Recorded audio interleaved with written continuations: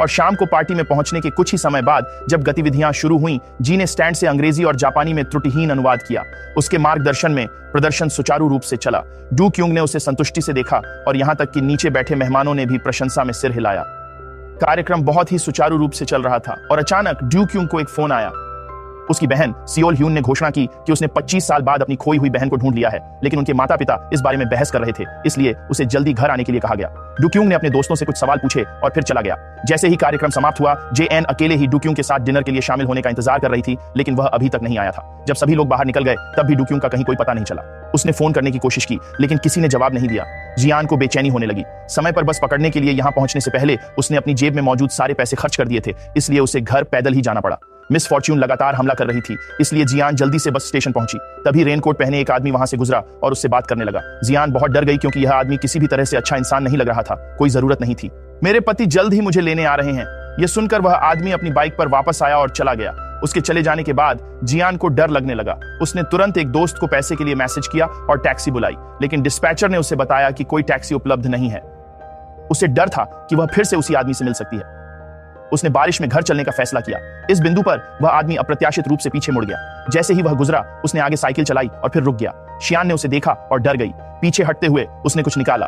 यह जियान निकला जो खुद को डरा रहा था। फिर वह चला गया। फिर उसने जल्दी से उस आदमी को बुलाया जो ग्रैड का छोटा भाई और उसका विश्वविद्यालय का दोस्त भी था। उसे अपनी स्थिति के बारे में बताया। सन वो ह्यूक ने जल्दी से अपना काम एक तरफ रख दिया और उसे दूसरी तरफ ढूंढने लगा। पारिवारिक मामले को सुलझाने के बाद डू क्यूंग ने आखिरकार जी को एक संदेश देखा। वह जल्दी से उसे लेने के लिए चला गया, लेकिन सन वो ह्यूक भी उसे लेने के लिए आ गया था। संयोग से जब वह पहुंचा तो उसने यह देखा और मान लिया कि जी का प्रेमी उसके लिए आया है, इसलिए वह कार में ही रहा। थक कर जी घर चली गई और 11 बजने तक गहरी नींद में सो गई। जी और मां अंदर आई, उसे जगाया और उसे एक नया पहनावा दिया। उसे मेकअप करने और साफ सुथरे कपड़े पहनने के लिए कहा। अभी भी चकित जियान को समझ में नहीं आया कि क्या हो रहा था। अपनी मां के साथ एक रेस्तरां में जाने पर जियान ने शुरू में सोचा कि वे दर्शनीय स्थलों की यात्रा के लिए जा रहे हैं, लेकिन उसकी मां ने संकेत दिया कि वे पहुंचने पर पता लगा लेंगे। रेस्तरां में पहुंचने पर उन्हें प्रबंधक द्वारा एक वीआईपी कमरे में ले जाया गया। जियान ने आश्चर्यचकित होकर अपनी मां से पूछा कि वे 2 लोग कौन थे। मिसेस जीन ने बस इतना कहा कि वे उसकी सहेलियां हैं, लेकिन जियान को इस बात का बिल्कुल भी अंदाजा नहीं था कि उसके सामने बैठी महिला उसकी जैविक मां है। वह घर की मालकिन और एटीएस समूह की अध्यक्ष भी थी। उनका अभिवादन करने के बाद जियान अपनी मां के साथ बैठ गई। इस समय अध्यक्ष ने एक स्वादिष्ट व्यंजन बनाने के लिए कहा। जियान को लगा कि उसकी मां उसे नौकरी से परिचित करा रही है। अध्यक्ष ने उसे धीरे से भोजन चखने के लिए कहा, जबकि वह अभी भी गर्म था। जियान ने आश्चर्य से सिर हिलाया और फिर एक बड़ा निवाला खाया। मिस जेएन अपने भरपेट खाने पर आंसू बहाए बिना नहीं रह सकी। उसकी भूख से प्रेरित होकर चेयरमैन ने मैनेजर से रेस्तरां से और व्यंजन लाने को कहा। जियान, जिसने पूरे दिन कुछ नहीं खाया था, खाने में डूब गई। मैं खाने को लेकर बहुत ज्यादा चूजी नहीं हूं। यहाँ का खाना बहुत स्वादिष्ट है, या शायद इसलिए कि मैंने कल से कुछ नहीं खाया है। मिसेस जीन ने जब जियान को यह कहते हुए सुना कि उसने पूरे दिन कुछ नहीं खाया है तो वह दुखी हो गई और मिसेस जीन की ओर मुड़ी। मिसेस जीन ने बताया कि उसकी बेटी कभी भी खाने को लेकर बहुत ज्यादा चूजी नहीं रही और उसने उसकी कई खूबियां गिनाई। जियान ने अपनी मां को उसकी तारीफ करते हुए सुना और जैसे ही वह बोलने वाली थी, मिसेस जियान ने बीच में टोकते हुए कहा कि उसे धीरे धीरे खाना चाहिए। पानी का एक घूंट पीने के बाद जियान को एटीएस कंपनी में अपनी इंटर्नशिप के दौरान एक पत्रिका में इस जोड़े को देखना याद आया। वे एटीएस कंपनी के चेयरमैन के पति पत्नी थे। जीएन ने हैरानी से उन्हें देखा और चुपचाप अपनी मां से पूछा कि वह इन्हें कैसे जानती है। मिस जीएन ने कहा कि यह उसकी बदौलत है। जीएन हैरान थी। दरअसल वे उसके जैविक माता पिता थे। उन्हें उम्मीद थी कि वह उन्हें पहचान लेगी, लेकिन जीएन को लगा कि उसने गलत सुना है, इसलिए उसकी मां ने वही बात दोहराई। फिर जीएन ने अविश्वास से उनकी ओर देखा। उसकी मां ने उसे जैविक माता पिता के साथ रहने को कहा और चली गई। जीएन ने मां को जाते देखा और उसके पीछे चली गई। अध्यक्ष ने उसे वापस बुलाया। यहां रहो। जीएन ने माफी मांगते हुए सिर झुकाया और चली गई। घर लौटकर दंपति ने डू क्यूंग और उनकी बेटी को बताया। डू क्यूंग ने कहा कि वह छोटी बेटी को घर वापस लाने में मदद करेगा। शाम को जियान गेट पर इंतजार कर रही थी। मिस जियान ने अपनी बेटी को खुले कपड़े पहने देखा और तुरंत डांटा। क्या मैं आकर्षक हूं? मिस जियान का गुस्सा शांत हो गया। जियान ने कहा कि अगर वह राजकुमारी भी होती तो भी वह घर नहीं छोड़ती, लेकिन मिस जियान ने उसे विदेश में पढ़ाई करने का सपना पूरा करने के लिए घर लौटने को कहा। जियान ने खुशी से कहा कि वह विदेश में पढ़ाई के बजाय परिवार चुनेगी। मां से चिपककर उसके पास रहना चाहती थी। घर लौटते हुए उसने उन रिश्तेदारों को देखा जिनके साथ वह 25 साल से रह रही थी।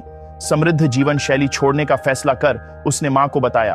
अगले दिन उसने सेवा कर्मचारी के रूप में काम शुरू किया और कई चुनौतियों का सामना किया। सामान लोड करते समय उन्हें एक वाहन ने रोका। उसने ड्राइवर को पीछे हटने को कहा, पर उन्होंने कहा कि उन्हें गाड़ी चलाना नहीं आता। जी को संकरी जगह से गुजरना पड़ा। अचानक फोन बजा और उसे लगा कि क्यों मजदूरी का भुगतान करने के लिए कॉल कर रहा है। परेशान होकर उसने कहा, पागल। कार में बैठी महिला ने यह सुना और गुस्से में बाहर निकल गई। उसने जियान पर गाली देने का आरोप लगाया। जियान ने समझाया कि कोई उसे लगातार संदेश भेज रहा था, वह बस संदेश भेजने वाले का जिक्र कर रही थी। महिला ने जियान का फोन देखने की कोशिश की। जियान फोन निकालने ही वाली थी कि महिला ने छीन लिया। जियान कुछ कहना चाहती थी पर झिझक रही थी। यह उसकी मां का संदेश था। महिला को लगा वह झूठ बोल रही है। इस बिंदु पर जियन ने तुरंत समझाया कि यह गलत फहमी थी, लेकिन महिला को लगा कि वह मजाक उड़ा रही है। छोटे भाई ने यह देखा। जियन को पता नहीं था क्या करना है, लगातार माफी मांग रहा था, लेकिन महिला माफ नहीं कर रही थी।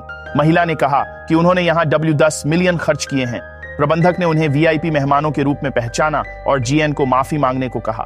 तनाव में जियान ने मुट्ठी भींची, परिवार के बारे में सोचा और माफी मांगी। उसका छोटा भाई झिझक रहा था, सहायता की पेशकश करने से पहले अपने स्टाफ बैच को देख रहा था। महिला ने अभी भी जियोन को माफ करने से इनकार कर दिया। जब उससे पूछा गया कि उसे माफी क्यों मांगनी है, तो जियोन केवल माफी मांग सकी और अधिक लोग एकत्र हो गए क्योंकि उन्हें दूसरी महिला और उसकी मां की हरकतें अनुचित लगी। अपनी बहन को माफी मांगते हुए देखकर उसका छोटा भाई परेशान हो गया।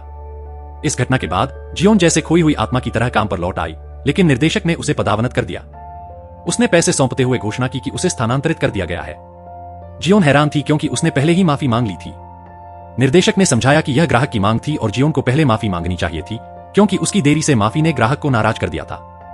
जियोन हंसी, उसकी मुस्कान में निराशा और जीवन की अन्याय की झलक थी। शाम को घर जाते समय उसने अपने परिवार को कुछ भी महसूस न होने देने के लिए अपने चेहरे पर मुस्कान बनाए रखने की कोशिश की। अचानक डू क्योंग ने उसे ढूंढ लिया और डू क्योंग ने समझाया कि उसका उद्देश्य उस दिन पैसे मांगकर उसे अपमानित करना नहीं था, लेकिन उसकी उदासीनता ने उसे गुस्सा दिला दिया था। उसने मांग की कि वह कार की मरम्मत के पैसे जल्दी से चुका दे। जियोन भयभीत होकर अपने कसकर बंद मुट्ठियों को तनाव से देखते हुए खड़ी रही। फिर डू क्योंग ने कहा कि उसे उसके पैसे नहीं चाहिए, बल्कि उसे यह समझना चाहिए कि क्रोध में आकर कोई कदम उठाने से पहले 2 बार सोचना चाहिए। यह कहकर वह अपमानित महसूस करते हुए चला गया। जियोन अब अपनी भावनाओं को नियंत्रित नहीं कर पाई। वह जमीन पर बैठ गई और कड़वा रोने लगी। जियोन ने पैसे के मामलों पर ज्यादा ध्यान न देने का फैसला किया। अंततः उसने अपनी जन्म देने वाली मां को फोन करने का निश्चय किया, यह पूछने के लिए कि क्या वह उससे 20 मिलियन वोन उधार ले सकती है। आज का सत्र यहीं समाप्त होता है। आप सभी का धन्यवाद। अब अलविदा और अगली बार फिर मिलेंगे।